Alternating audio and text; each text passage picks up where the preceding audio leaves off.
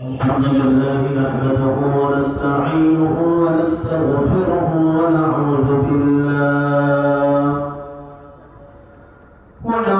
بالله من شرور أنفسنا ومن سيئات أعمالنا. من يهده الله فلا مضل له ومن يضلله فلا هادي له. ونشهد أن لا إله إلا الله وحده لا شريك له. ونشهد أن سيدنا وحبيبنا ومولانا محمدا عبده ورسوله الذي أرسله بالحق بشيرا ونذيرا وداعيا إلى الله بإذنه وسراجا منيرا. أما بعد فقد قال الله تعالى في كلامه المجيد وفي فرقانه الحميد. أعوذ بالله من الشيطان الرجيم. بسم الله الرحمن الرحيم. والعصر إن الإنسان لفي خسر إلا الذين آمنوا وعملوا الصالحات وتواصوا بالحق وتواصوا بالصبر. صدق الله العظيم. وقال النبي صلى الله عليه وسلم: اغتنم خمسا قبل خمس، شبابك قبل هرمك، وصحتك قبل سقمك، وغناك قبل فقرك، وفراغك قبل شغلك، وحياتك قبل موتك، أو كما قال النبي عليه الصلاة والسلام.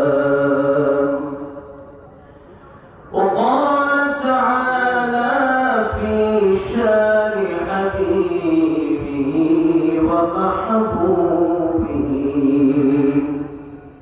مخبرا وآمرا: إن الله وملائكته يصلون على النبي يا أيها الذين آمنوا صلوا عليه وسلموا تسليما. اللهم صل على محمد وعلى آل محمد كما صليت على إبراهيم وعلى آل إبراهيم إنك حميد مجيد. اللهم بارك على محمد وعلى آل محمد كما باركت على إبراهيم وعلى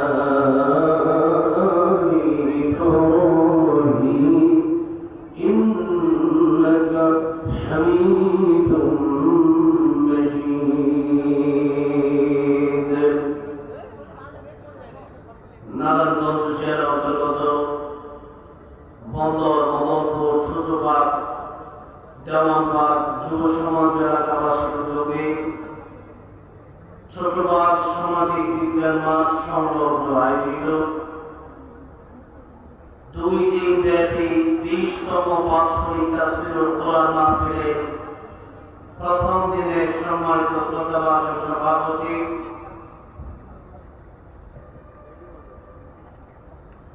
প্রধান অতিথি বিশেষ অতিথিবৃন্দ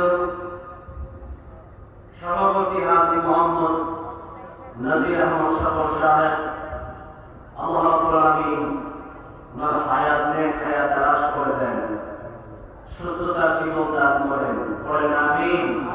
প্রধান অতিথি জনাব মোহাম্মদ মাকসুদ হোসেন সাহেব, আল্লাহ রাব্বুল আলামিন ওনাকে দিনের জন্য কবুল করেন। অন্য বিশেষ অতিথিবৃন্দ এবং আমার অত্যন্ত সুন্দর আলোচনা রেখেছিলেন আপনাদের সকলের শ্রদ্ধাভাজন আলেম দ্বীন মুফতি সাইফুল্লাহ আল-গঞ্জ হাফিজাহুল্লাহ, ওনার মাদ্রাসা থেকে আমি মাত্র আসলাম। খুব সুন্দর পরিবেশে একটি প্রতিষ্ঠান করেছেন মহল্লা, তারা পড়াবি ওনাকে ওনার প্রতিষ্ঠানকে কেমন পর্যন্ত কবুল করে, বলেন আমিন। আগামীকাল ফিরে আসছেন আমার অত্যন্ত হৃদয়ের ভালোবাসার শ্রদ্ধাভাজন, আমাকে অত্যন্ত স্নেহ করে, আমার সাথে আমার দেখা হয়েছে এবং ওনার আচরণে আমি অনেক মুগ্ধ হয়েছি। নাস্তিক মোরতাদরা যাকে দেখে থরথর করে কাঁপতে থাকে, বাসে বসতে গেলে বছরকে বছর চিন্তা করতে হয়, বাতিলের আতঙ্ক তো আমার নামে বলেছে আমার আপনার ভাই আমার সাথে সম্পর্ক লম্বা সময় ধরে, কিন্তু আসলে উনি হচ্ছে বাতিলের আতঙ্ক। ডক্টর মোহাম্মদ এনায়েতুল আব্বাস, ঠিক আছে? সুন্নি ওয়াহাবি এবং গোলচুপি লম্বা চুপি এই সব কিছু বাদ দিয়া আমরা ডক্টর মোহাম্মদ এনায়েতুল আব্বাসের স্মৃতিকে হাফিজাহুল্লাহকে হৃদয়ের গভীর থেকে মহব্বত করি, ভালোবাসি আল্লাহর কোরআনের জন্য। ওনাদের কারণে নাস্তিক বেঈমান করে এখন অনেকটা পিছু উঠেছে এবং এখন এই মিডিয়াগুলোতে আগে যেভাবে টকশো হতো, বাংলাদেশে আমাদের ওলামায়ে কেরামদের যত ভূমিকা আছে এর মধ্যে অন্যতম ভূমিকা আল্লামা ডক্টর মোহাম্মদ এনায়েতুল আব্বাস হাফিজাহুল্লাহ আছে, ছিল এবং আগামীতেও থাকবে ইনশাআল্লাহ। কিছুদিন আগে হেফাজতে জীবন সমাবেশ হয়েছে সরস্বতী উদ্যানে, সেখানে ডক্টর মোহাম্মদ এনায়েতুল আব্বাস হাফিজাহুল্লাহ বক্তব্য রেখেছেন এবং এর মাধ্যমে প্রমাণ হয়েছে আগামীতে নাস্তিক বেঈমানগুলা ইসলামের বিরুদ্ধে কথা বলার সাহস পাবে না ইনশাআল্লাহ। আল্লামা মামুনুল হক, ডক্টর মোহাম্মদ এনায়েতুল আব্বাস হাফিজাহুল্লাহ সহ বাংলাদেশের সুন্নি ওয়াহাবি এই মতাদর্শগুলো বলে আমরা দেশের জন্য এবং ইসলামের জন্য যদি ঐক্যবদ্ধ হতে পারি, আল্লাহর কসম ইসলামের বিরুদ্ধে কথা বলার মতো শক্তি বাংলার জমিনে কারো হবে না ইনশাআল্লাহ। আমরা জীবনে একসাথে দেখেছি ডক্টর এনায়েতুল আব্বাস হাফিজাহুল্লাহকে, আগামীকাল আমরা চাই হেফাজত ইসলাম, তারিখে খতমে নবুয়্বত বাংলাদেশ এবং আমাদের যে দলগুলো রয়েছে সুন্নি ওয়াহাবি এই মতাদর্শগুলো বলে কওমি আলিয়া আল্লামা সাইদি রহমাতুল্লাহ তিনি বলতেন, ডান চোখ আর বাম চোখ আমার কাছে যেমন সম্মানী, আমার কাছে কওমি আলিয়া এমন সম্মানী, সুতরাং বিনা চোখে কোনো মাদ্রাসাকে দেখা যাবে না। আমি প্রোগ্রাম আমার সময় এমন করি না যে কোনটা আলিয়া মাদ্রাসা আর কোনটা কওমি মাদ্রাসা, ওইটা আমি দেখি অন্তত। আমি জামাত ইসলামী প্রোগ্রাম করি, আবার আমাদের যে প্রোগ্রামগুলো আছে সেগুলো আমরা করি। আজকে আমি দেখেছি অনেকেই কুষ্টারি অনেক মন্তব্য করেছে ডক্টর মোহাম্মদ এনায়েতুল আব্বাসের সাথে এই ওয়াহাবি কেন, এই মারামারিগুলো যারা করে এদের জন্যই আমাদের ইসলামের সমস্যা হয়, এদের জন্যই আমাদের দেশের সমস্যা হয়। মারামারি বন্ধ করেন, আমরা যদি এক হতে পারি আমরা এই শান্তিতে থাকতে পারবো। আর আমরা যদি দ্বন্দ্ব করি এমন এক সময় আসবে মসজিদ মাদ্রাসা বন্ধ হয়ে যাবে, তখন আমরা কোনো ব্যক্তি থাকবে না, ঠিক আছে? সেজন্য আল্লাহ বলেছেন ওয়াতাসিমু বিহাবলিল্লাহি জামিআন ওয়া লা তাফাররাকু, তোমরা আলাদা হয়ে যাও না, তোমরা এক হও। যারা এই মসজিদে ঢুকেছে তারাই আমাদের ভাই, ঠিক আছে? যারাই তুমি বলেছে তারাই আমাদের ভাই, যারা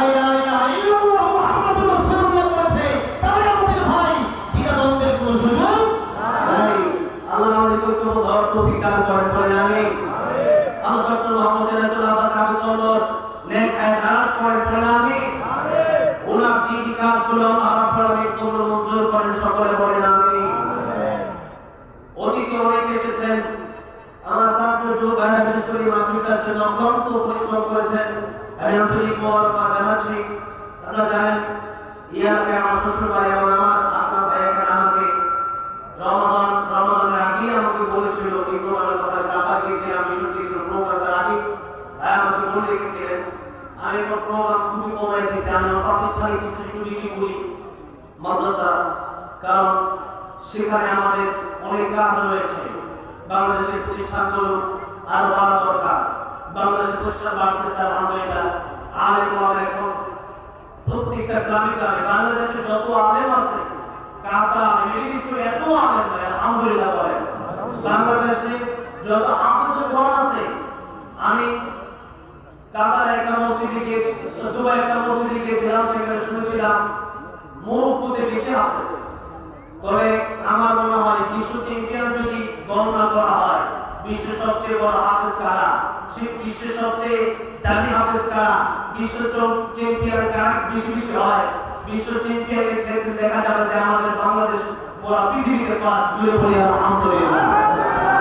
আপনাদের নারায়ণগঞ্জের সন্তান কালিয়া বোরাইয়া, আমার ক্লাসমেট রাজমোস্তাকে হাফেজ জাকারিয়া, হাফেজ আব্দুল্লাহ মামুন, কয়েকদিন আগে আমি সৌদি ছিলাম, এর সাথে হাফেজ তাকরিরের সাথে ছিলাম, সে বিশ্বজয় করে হাফেজ তাকরির আর অনেক হাফেজ তরিকুল ইসলাম।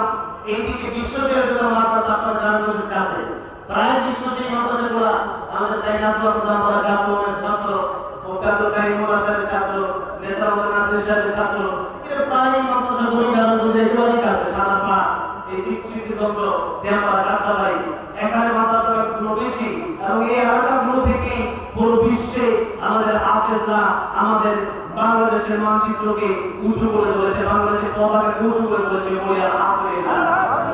হাফেজ বেশি, আলেম বেশি, এই জন্য মাদ্রাসা যেহেতু বেশি, সেখানে হাফেজ আলেম বেশি। আল্লাহ রাব্বুল আলামিন আমাদের বাংলাদেশকে এভাবে একদিন পুরো বিশ্বে, আপনারা জানেন যখন ফিলিস্তিনের পাশে ইসরায়েল সাধারণত ফিলিস্তিনের পক্ষে যারা প্রতিবাদ মিছিল করেছে খুব বেশি এটা নিউজ করে নাই, কিন্তু আমাদের বাংলাদেশে আমরা যখন ধর্ম নির্বিশেষে একসাথে ঐক্যবদ্ধ হয়ে, সেদিন আমি ছিলাম, আমি ওষুধে মাটিতে পড়ে গিয়েছিলাম, সেখান থেকে ফিরে এসে হোস্টেলে ভর্তি হয়েছিলাম।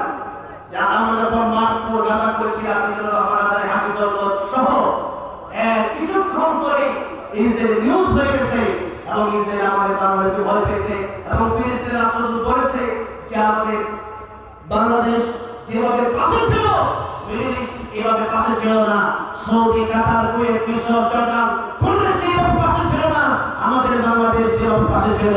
আমাদের কাছে হয়তো ওইরকম অস্ত্র নাই, আমরা জন্য ফিলিস্তিন যেতে পারি নাই, কিন্তু সারা বিশ্ব দেখেছে বাংলার মানুষের মতো ইমানদের দাওয়াত পৃথিবীর আর কোনো দেশে ফেরায়।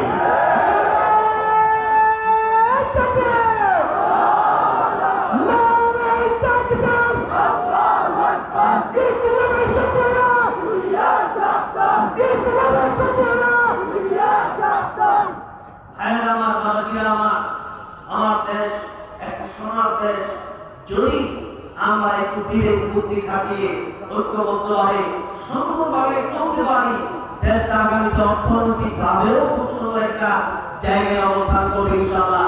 ইতিমধ্যে বাংলাদেশের সুনাম সুখ্যাতি পুরো পৃথিবীতে ছড়িয়েছে, তবে বাংলাদেশের সুনাম সুখ্যাতি যত বেশি ছড়িয়েছে, সবচেয়ে বেশি মাধ্যম ছিল কোরআনের মাধ্যম। কিসের মাধ্যম? হাফেজের ভূমিকা। আল্লাহ বিশ্বের হাফেজদেরকে বিশ্ব আলেম হিসেবে কবুল করেন, বলেন আমিন। যারা এই প্রোগ্রামের আয়োজন করেছেন, আল্লাহ যেন দুনিয়াতে শান্তি, পরকালে চির মুক্তি দিয়ে জান্নাতুল ফেরদৌসের মেহমান বানিয়ে দেন, বলেন আমিন। এলাকায় যারা চলে গেছে, এলাকা থেকে অনেকের বাবা মা, দাদা দিদা, নানি, শ্বশুর শাশুড়ি, আত্মীয় স্বজন, বন্ধু বান্ধব, পাড়া প্রতিবেশী, আল্লাহ রাব্বুল আলামিন যেন প্রত্যেকের কবরগুলো জান্নাতের টুকরা বানায় দেন, বলেন আমিন।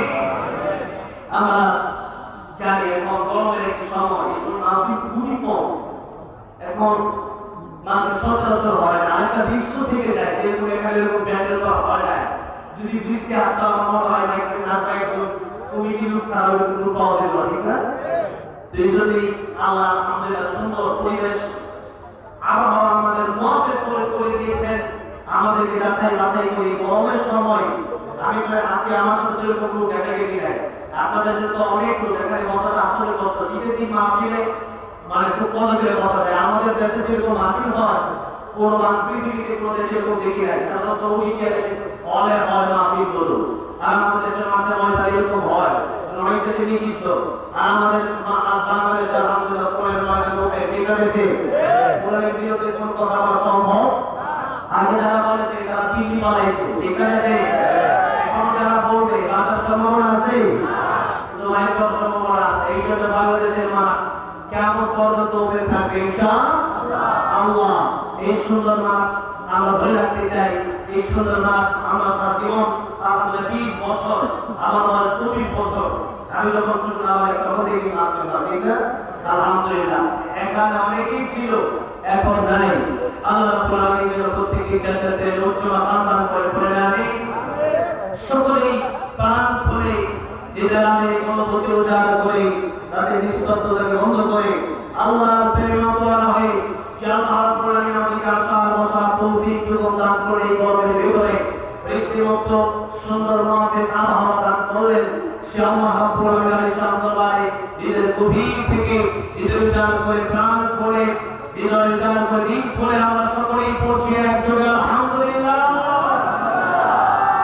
আপনারা এত মানুষ কিন্তু সেরকম আমার হয় নাই। আমার আগ্রহের কাছে কি বলছে এত জোরে আওয়াজ হয়েছে, আর আমি বলছি কম কারণ জানি আওয়াজ একটা বেশি আছে, জোরে বলতে হবে।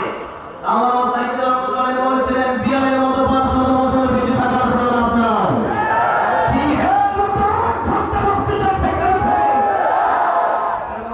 হবে।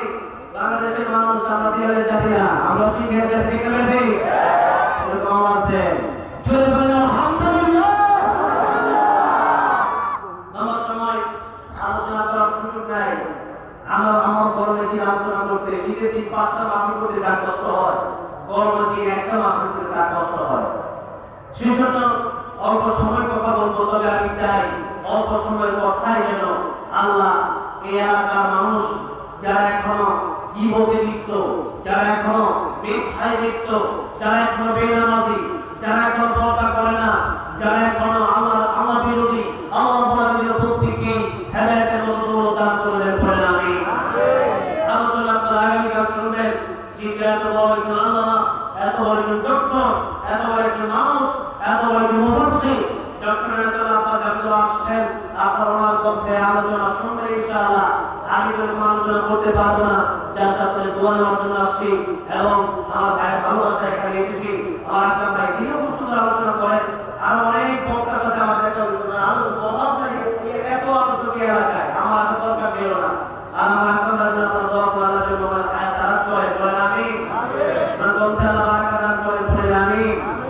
আমরা আজকে ছোট্ট একটি সূরা নিয়ে আলোচনা করব, যদিও ছোট্ট সূরা কিন্তু এক একটা আয়াতের এত লম্বা ব্যাখ্যা, ঘন্টার পর ঘন্টা দিনের পর দিন আলোচনা করেও সেই সূরা তাফসীর শেষ করা সম্ভব নয়। সূরাতুল আসর, কোন সূরা? বলেন কোন সূরা? সূরাতুল আসর। কোরআন শরীফের সবচেয়ে ছোট সূরা সূরাতুল কাউসার। আয়াত কয়টা? কয়টা? 3টা। এই সূরাতুল আসরের আয়াত 3টা। সূরাটা একেবারে ছোট, কিন্তু এই সূরার মুফাসসিরিন আব্দুল্লাহ ইবনে আব্বাস রাদিয়াল্লাহু আনহুমা উনার মাকবারা জিয়ারত করে এসেছি বলেন আলহামদুলিল্লাহ। উনি বলেছেন আল্লাহ রাব্বুল আলামিন যদি সূরাতুল আসর নাযিল করত, আর 114 খানার ভিতরে 113 খানা সূরা যদি নাযিল না করত, একখানা সূরা পৃথিবীর মানুষের জন্য হেদায়েতের জন্য যথেষ্ট হয়ে যেত। সুবহানাল্লাহ। সূরাতুল আসর আল্লাহ রাব্বুল আলামিন সূরাতে এই পৃথিবীতে যারা লাভবান হবে আর কারা ক্ষতিগ্রস্ত হবে এটার মানদণ্ড নির্ণয় করেছে। এই পৃথিবীতে আমরা অনেকেই মনে করি বাড়ি হলে, গাড়ি হলে, ক্ষমতা পেলে আর টাকা পয়সা হলে আমরা অনেকেই মনে করি যে সকল ব্যক্তি হয়েছি।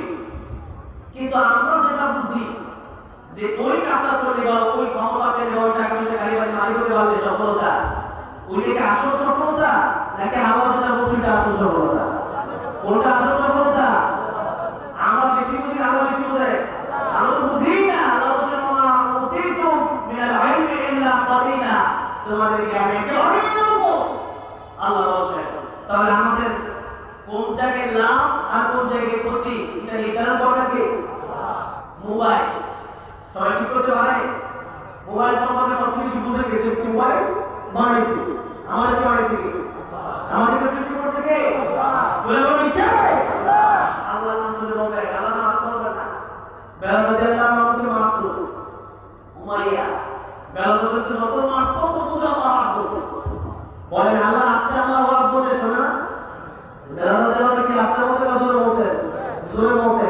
জালিমানের স্পিড যত বেশি আল্লাহ তার জবান দিয়ে বের হয় তত জোরে। ঠিক আছে রে?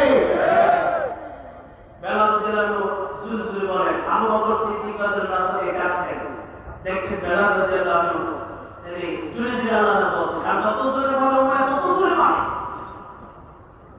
আবু বকর সিদ্দিক রাদিয়াল্লাহু আনহু বলেন, বেলাল প্রতিদিন তোমাকে মাইয়া মারে, যত মারে তত জোরে জোরে তুমি আল্লাহর নাম বলো।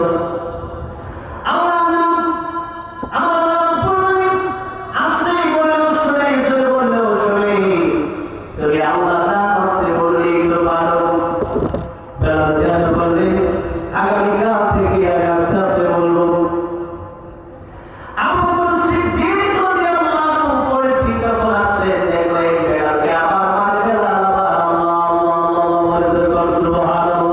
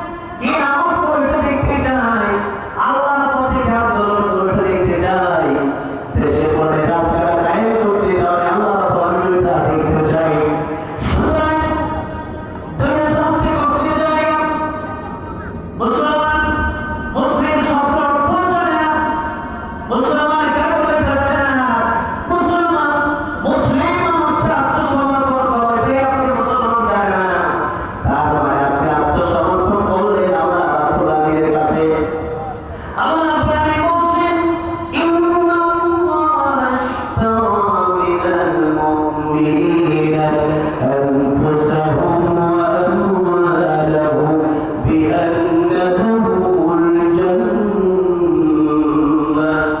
مؤمن যারা আল্লাহ বলেন নয় করিয়েছেন জান্নাতের মাধ্যমে সুতরাং দুনিয়াতে আমরা এসেছি মরতে হবে এই মরণটা আমরা ফেরার মতো মরতে চাই না বরং আল্লাহর ঘরের পাগল হয়ে আল্লাহর দিনের প্রেমিক হয়ে রাসূলুল্লাহর আওয়াজ ধরে শহীদের মৃত্যু কামনা করে চলো কারণ হচ্ছে আল্লাহ নবী বলেছেন যে ব্যক্তি শহীদ হয়ে যায় ওই ব্যক্তি শহীদ হয়ে হতে বের হয় আল্লাহ করে জান্নাতে যেতে পারবে হয় আল্লাহু আকবার সেই দুনিয়াতে যেতে এসেছি মরতে যেতে হবে সেইগুলো সাধারণভাবে সাধারণ সব কুকুর মরে বিড়াল মরে তাদের মৃত্যু যেমন হয় আমি যদি এমন করে বলে যাই এই মৃত্যুটা প্রয়োগ না পরে এমন ভাবে পড়তে চাই যে মৃত্যুবরণ করলে পরে আল্লাহর সামনে প্রিয় হতে যেতে পারবো ওই মৃত্যুর নাম হলো শহীদের মৃত্যু বলবেন তো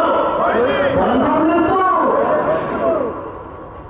সাহাবারা নবীর কাছে এসে কালিমাতে যখন মুসলমান হয়ে গেল নাম ছিল আব্দুল উজ্জাম পরে নবীজি নাম দিয়েছিলেন আব্দুল্লাহ ভাই বোন ছিল শুধুমাত্র ইসলাম ধর্মের কারণে এমনকি নিজের লোকইটা পর্যন্ত চাচা রেখে গিয়েছিল সে আব্দুল্লাহ রাদিয়াল্লাহু আনহু যখন কালিমা পড়ে মুসলমান হয়ে গেলেন আমার নবীর প্রিয় আব্দুল্লাহ তোমার কোনো চাহিদা থাকলে আমার কাছে বলো আমি আল্লাহর কাছে তোমার চাহিদা পূরণ করব সাহাবী বলে ইয়া রাসূলুল্লাহ ইয়া হাবিবাল্লাহ তুমি আর কোনো চাহিদা আমার নাই আপনি আমার জন্য দোয়া করে আল্লাহ যেন আমাকে শহীদের মৃত্যু দান করে দেন আল্লাহু আকবার সাহাবী যুদ্ধের ময়দানে চলে গেল যুদ্ধ হল সাহাবী যুদ্ধের ময়দান থেকে ফিরে আসার সময় শহীদ হয়ে গেলেন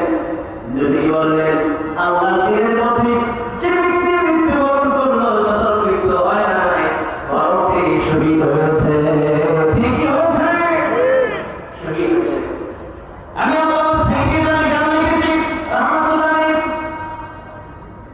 আল্লাহ সাইয়্যিদ করে বলি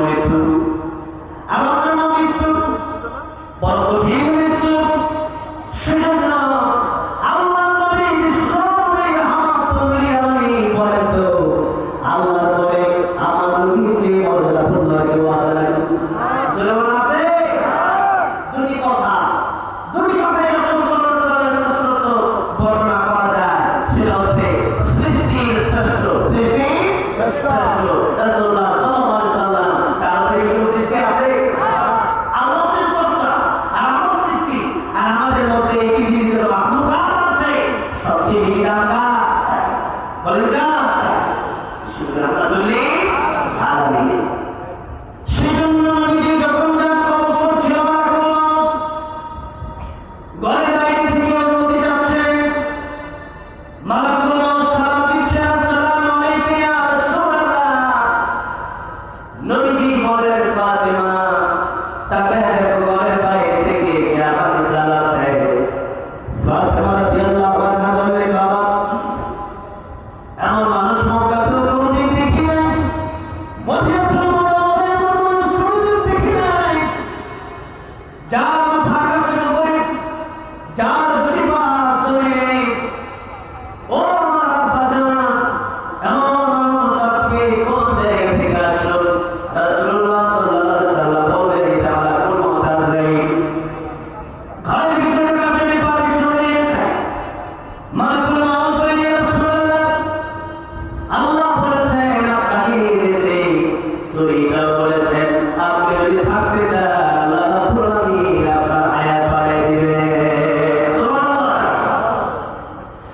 রাসূল করিম সাল্লাল্লাহু আলাইহি সাল্লাম বলেন হাত্তা ইয়াতিয়ানি জিবরাইল আসার পর্যন্ত একটু অপেক্ষা করো আমি একটু পরামর্শ করতে চাই আমি কাউকে যাব না বলে তো জিবরাইল জ্ঞান দিছি না আমার নবী জ্ঞান দিছি আমার নবী জ্ঞান দিছে রাসূল করিম সাল্লাল্লাহু আলাইহি সাল্লাম পরামর্শ করছে তারা বুঝাই গেল পরামর্শ করে কাজ করার মধ্যে ফায়দা আছে না নাই আবার সেটা অসুবিধা না এমনকি আল্লাহ রাব্বুল আলামিন তিনি যখন মানুষ সৃষ্টি করেছেন আল্লাহ রাব্বুল আলামিন কি কার কাছ থেকে পরামর্শ নেওয়ার দরকার আছে নাকি এরপরে ফেরেশতাদের কাছে জিজ্ঞেস করলেন আমি কি পৃথিবীতে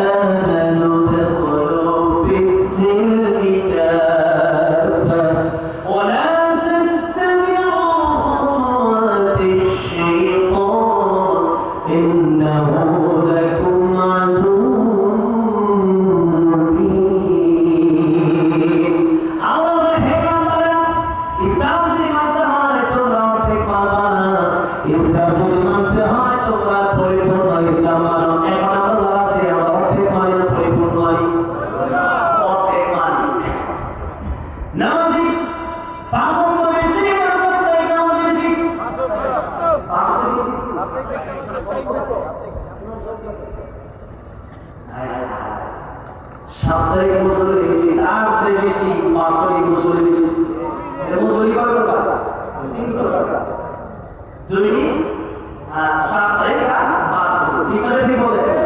এখন 2 তারপরে আমাদের 15 সময় আলাদা। ঠিক আছে, তাহলে আল্লাহ বলছেন যদি মানুষ পরিপূর্ণ অর্ধেক মুসলিম হতে আল্লাহ নিষেধ করেন। আল্লাহর মুসলিম যদি হও পরিপূর্ণ মুসলিম হও, সুন্নি যদি হও পরিপূর্ণ সুন্নি হও। তারপরে আমরা বলতে আমরা ভাবে কিছু বলবো, এটা বলতেছিলাম যারা সুন্নাত মানে এটাকে সুন্নি বলা হয়। দেখো সুন্নি বলা হয়, আমরা সবাই শুনি, আমরা সবাই কি তারা শুনে আমরা হবে না, এটা তারা বলেছে, আমরা তো মানে আমরা বলছি আমরা সবাই শুনি, আমরা সবাই কি, কারণ আমরা সবাই সুন্নাত করি। ঠিক আছে, ঠিক। আবার আমরা সবাই ভাবি, কেন সবাই ভাবি?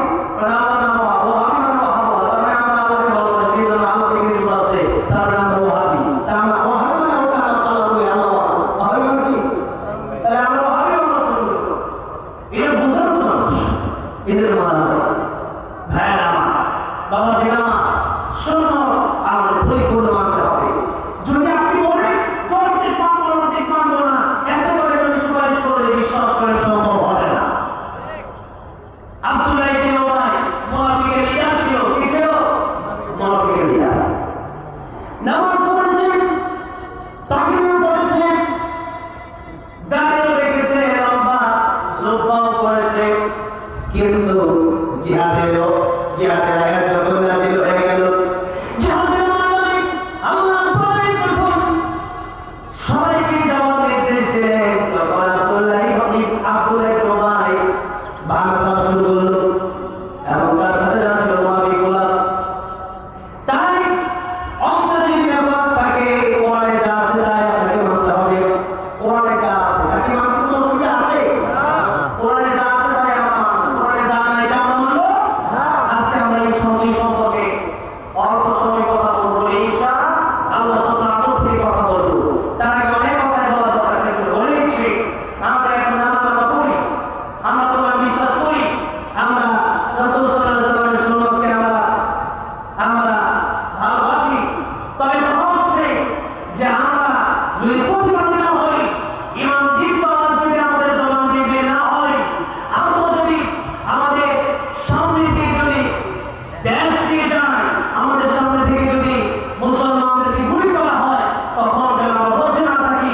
সেই জন্য এত লম্বা সময় ধরে ইমান দিক আলোচনা, এত লম্বা সময় ধরে জিহাদ মুক্তির আলোচনা, এত লম্বা সময় ধরে দিন কায়েমের আলোচনা আপনাদের সামনে করছি। আমার আলোচনার মাঝখানে একটা দিন আমার কাছে আসছে, যদি আমি একটু বলতাম আপনাদের এলাকার নাম কি? দেওয়ানবাগ। ঠিক আছে, ঠিক। আর আমাদের আনন্দটুকু জানি দেওয়ানবাগের পক্ষে আমরা এলাকা করবো না, দু একটু থাকলে ভিন্ন হতো। এখানে দিচ্ছে দেওয়ানবাগের ভ্রমণ থেকে শুরু করে আসতো, এই যে দেওয়ানবাগ এখন তো দেওয়ানবাগ নাই, যখন এই দেওয়ানবাগি ছিল তখন তো আপনি দাঁড়িয়ে বলছি যারা আল্লাহ দিয়া যাদের দিকে পাবে মানুষকে যারা চিন্তা করায়, এরা পেয়ে ভালো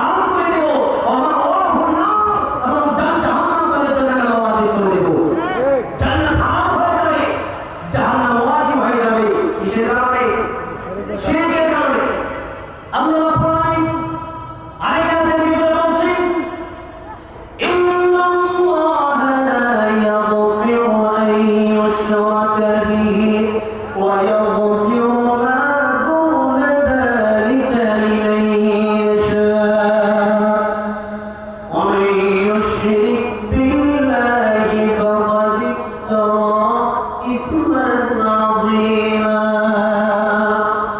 এই পৃথিবীতে মানুষ যতগুলো গুনাহ থেকে আমাদের মাঝে একটা গুনাহ দেখলে জানে আল্লাহ তোমার সব গুনাহ মাফ করে দিবে বলে সুবহানাল্লাহ।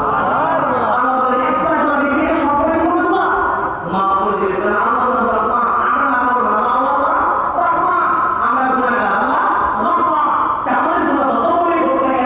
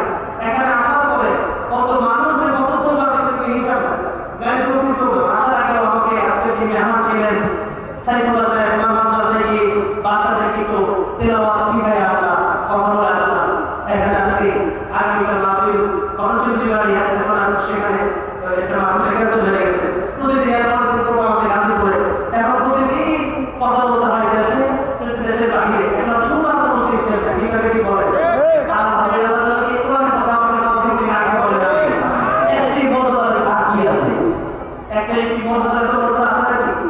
আছে। আমাদেরকে মানুষ মানে মন থেকে ভালোবাসে। জান্নাত করার জন্য ভালোবাসা এটাই আসল ভালোবাসা। এই ভালোবাসাটা এটা মূল্য হয় না। এই জন্য তুমি কি বলেছো না আব্বা লিল্লাহি ওয়া আব্বা লিল্লাহি ওয়া আব্বা লিল্লাহি ওয়া মা আলিল্লাহ, তারপর ভালোবাসা কার জন্য? কারণ বিনা করার জন্য, আল্লাহর জন্য। কাউকে কিছু দিবা মুসলিম মানুষের রাখো কার জন্য? আল্লাহর জন্য। আবার কখনো দান করবো না, গান বাজনা দান করবো না, খারাপ মাল দান করবো না, এটাও কার জন্য? আল্লাহর জন্য। তাহলে কি সমাধিস্তের মাল ঈমান, তাহলে ঈমান পরিপূর্ণ এটা বোঝা যাবে। তাহলে আসুন আরেকটু অল্প সময় সূরা আসরকে কথা বলতাম, এটার মাঝখানে এই স্মৃতি এটা ওখানে অনেক কথা বলতে পারবো। এখন যাই হোক ইনশাআল্লাহ এখানে আসছে আমি আনন্দ সালাম করে বাবা সফল করে এরপরে নারায়ণগঞ্জে এই অনেকগুলো মাদ্রাসে আমাকে আগামী এই 2026 সালের জন্য আমাকে দাওয়াত করা হয়েছে। আমি আসবো ইনশাআল্লাহ, আপনাদের সাথে আলোচনা হবে ইনশাআল্লাহ। আজকে শেষ না, তবে সূরা আসর তাফসীর মনে হয় পড়তে পারবো আজকে। সাড়ে 11 বেজে গেছে। সাড়ে 11 ইনশাআল্লাহ। সূরাতুল আসর আল্লাহ বলেন কারা ক্ষতিগ্রস্ত আর কারা লাভবান, এই দুইটা মানদণ্ড যারা ঠিক করলেন আদম আলাইহিস সালাম থেকে কিয়ামত পর্যন্ত পৃথিবীতে যত মানুষ আসবে এই সবার জন্য একটি সূরা কারা যখন আর কারা ক্ষতিগ্রস্ত, এই দুইটা কথা আলোচনা হচ্ছে। এগুলো বেশি বুঝে এরপর ইনশাআল্লাহ আমরা বাকি ভাষণ করতে লাগবো। আল্লাহ বলেন ওয়া আসর, সময়ের আসর বলতঞ্চভাবে তাসবিহ। আসর মানে হচ্ছে সময়ের ইতিহাস, মানুষের জীবন। আল্লাহ রাব্বুল আলামিন আসরের আগে বলেন ওয়া আসর। আর যদি বসন করা যায় কি শব্দের মাধ্যমে আল্লাহি বিল্লাহি তাআলাহি, আমরা কসম কাটি বাজার আছে কেন? একটা কথাকে শক্তিশালী মজবুত দৃঢ় করার জন্য আমরা কসম কাটি। বলে আমরা যখন কসম কাটি কার কসম কাটি? আল্লাহ। আল্লাহর নামের কসম ছাড়া আর কোনো কসম কাটা জায়েজ না। জন্য আল্লাহর বার কসম কাটি, কসম ছোট না। কেন? আমরা যদি কসম কাটি তখন শ্রেষ্ঠতম কসম কাটি, সবচেয়ে বেশি মহান চিন্তা কসম কাটি, সবচেয়ে বেশি বড় চিন্তা কসম কাটি। এটা সবচেয়ে বড়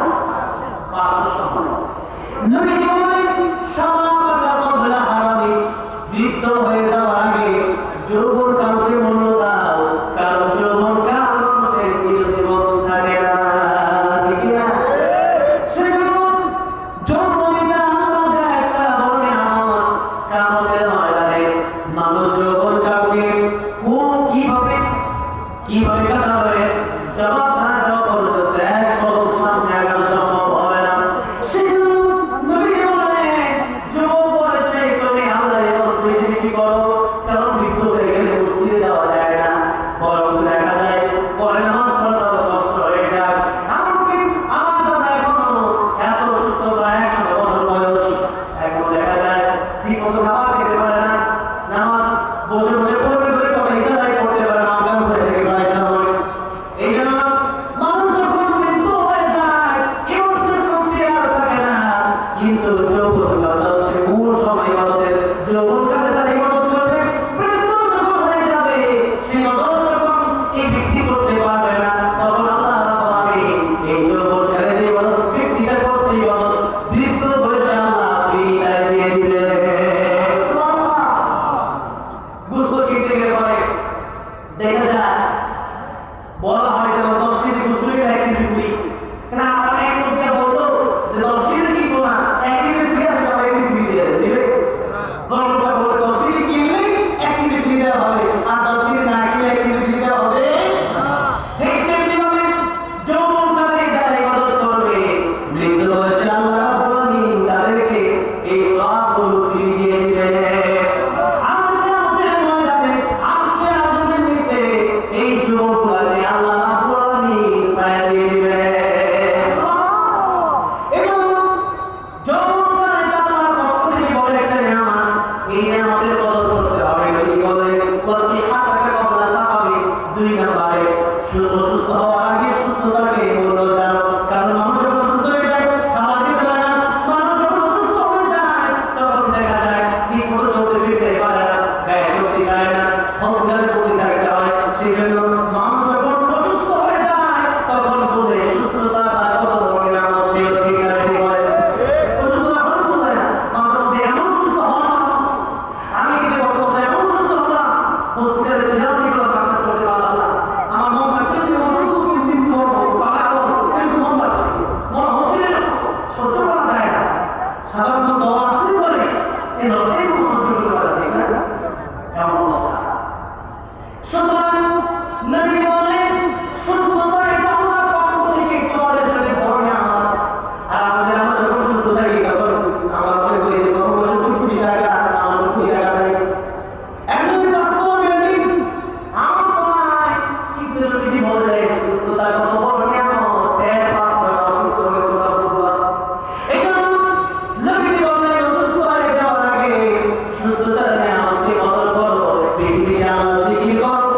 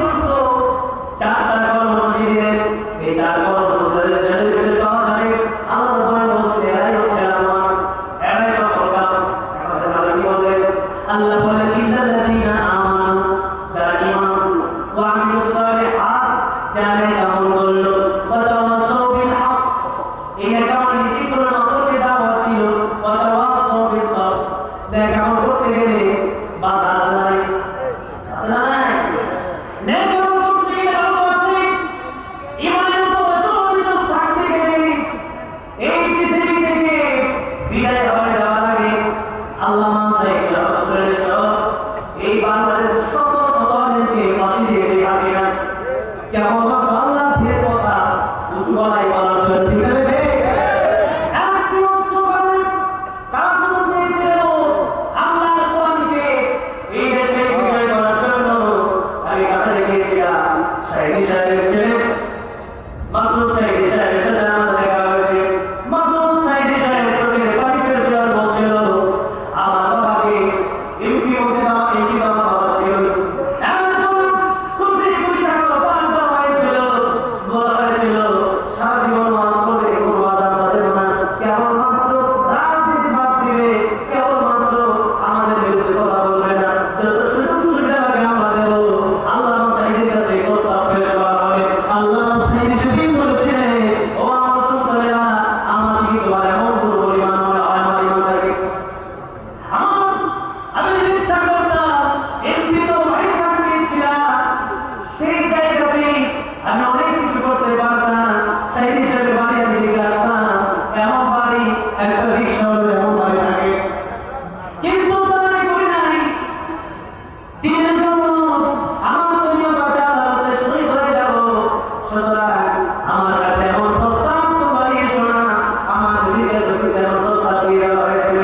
আমার দিকে কাছে বলা হয়েছিল কি প্রয়োজন বলেন, বাড়ি গাড়ি নারী আমার রয়েছে, এগুলো দেওয়া সম্ভব। আমার তার হাতে ওই যন্ত্রটা, আমার হাতে ওই সূর্যটা দিয়ে দেওয়া হয়। একটা সেকেন্ডের জন্য আল্লাহর ঘরের কথা বলা আমি বন্ধ করে দেব না। আল্লাহ বলেন ওয়াতাওয়াসাউবিল হাক্কি। এই ইমানের কামলে এটা সাধারণ শব্দ, এই অনেক ব্যাপক শব্দ। এই দাসের মাত্র হচ্ছে এখানে বলে দাওয়াত দেওয়ার মাধ্যমে ওয়াতাওয়াসাউবিল হাক্ক ইয়াতে বড় দেওয়া করতেছে। আর এই কথাগুলো যখন আমরা বলি, এগুলো আমরা অনেক লিখতে বলতে হয়। এই বাংলাদেশে আপনারা জানেন বিভিন্ন জায়গায় বিভিন্ন আছে। যখন আমরা কথা বলি, কথা বলে যাওয়ার সময় বিভিন্ন সময় গাড়িতে হামলা হয়, বিভিন্ন সময় ঈদের গায়ে হাত আসে, বিভিন্ন সময় সরকারি আমাদের বিরুদ্ধে আইন করা হয়, বাংলা আইন করা হয়। আমি হামলা সাহেবের সাথে আমার দেখা হয়েছে কয়েকদিন আগে। এমন একজন আমরা ভদ্র মানুষকে এরপরে খালেদ ইব্রাহিমের সাথে আমার খুব ভালো সম্পর্ক, সাথে দেখা হলো। এই মানুষগুলো আমার বাংলার জমিনে মনে করি খুবই কম আছে। তাদেরকে ককটেলের মামলা দিয়া আর গুলির মামলা দিয়া আর সুরিয়া সিন্তের মামলা দিয়া তাদেরকে বছরের পর বছরের ভিতরে আটকে রাখা হয়েছে। এই কারণে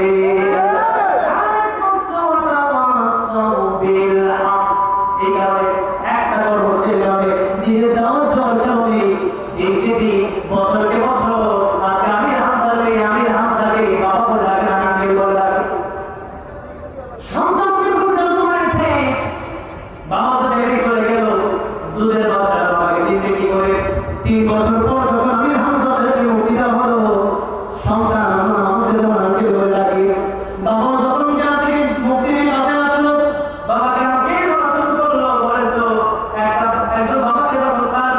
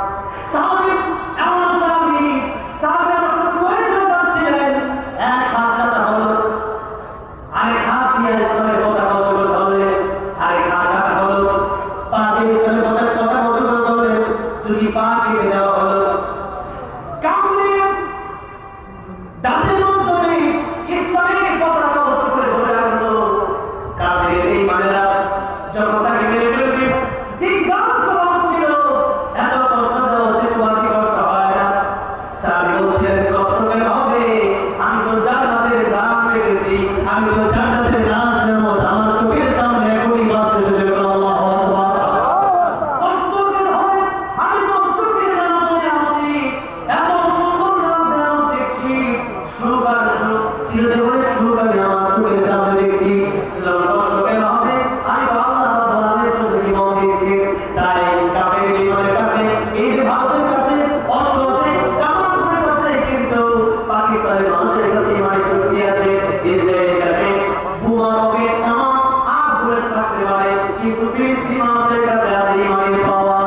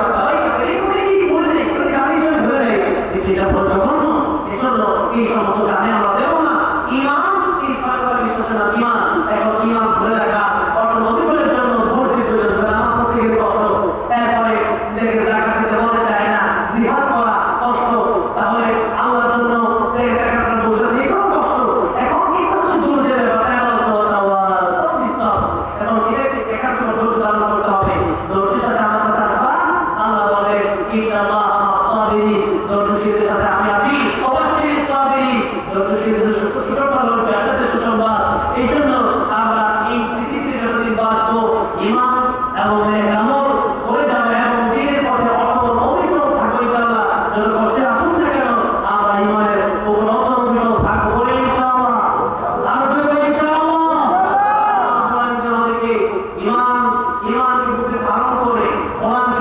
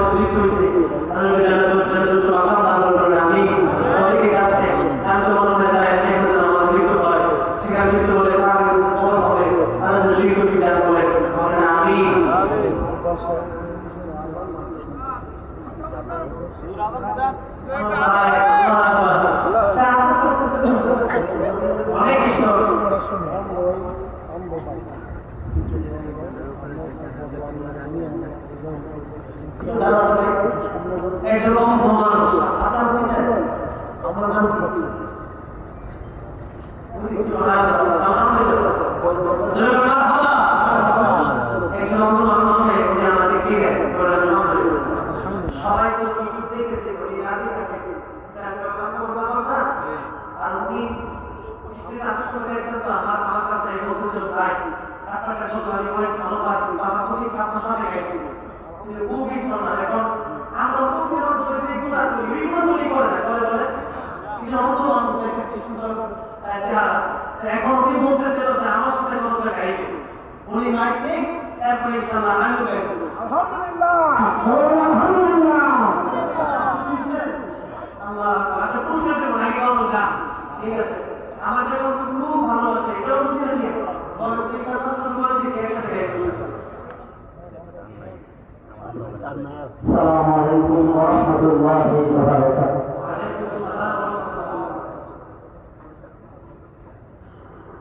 ভালোবাসার জায়গা মদিনা, ভালো লাগার জায়গা মদিনা, ভালোবাসার জায়গা মদিনা, ভালো লাগার জায়গা মদিনা। এত সুন্দর জায়গা কোথাও দেখি না, এত সুন্দর জায়গা কোথাও দেখি না।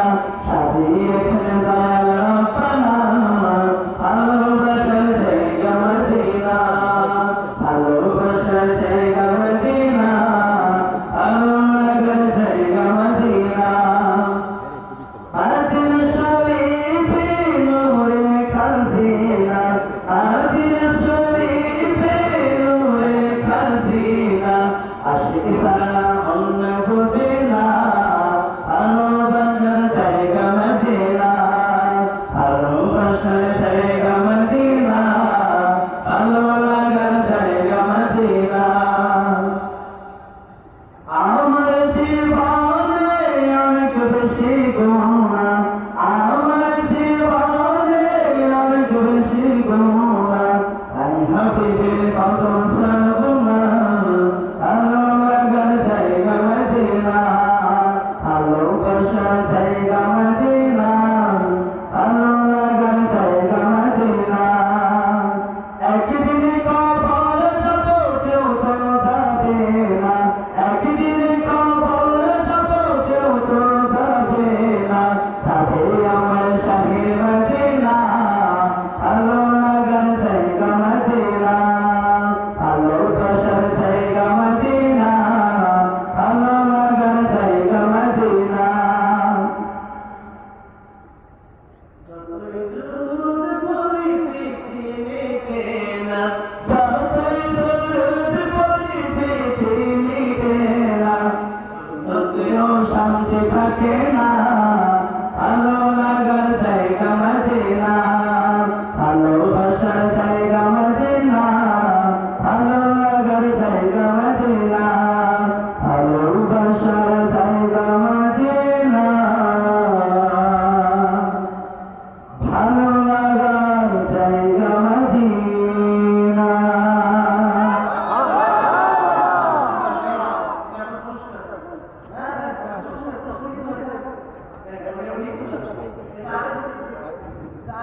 আমাদের আজকের মাহফিল প্রধান অতিথি আমাদের ভাইয়ের প্রদর্শনের তাকে পুরস্কৃত করছে। অন্য মানুষ আসল কথা শুনে গেছে। আলহামদুলিল্লাহ। আমাদের ওয়াদের আগে আমার সাথে একটা কথা গাইছে, আমি সাথে ছিলাম।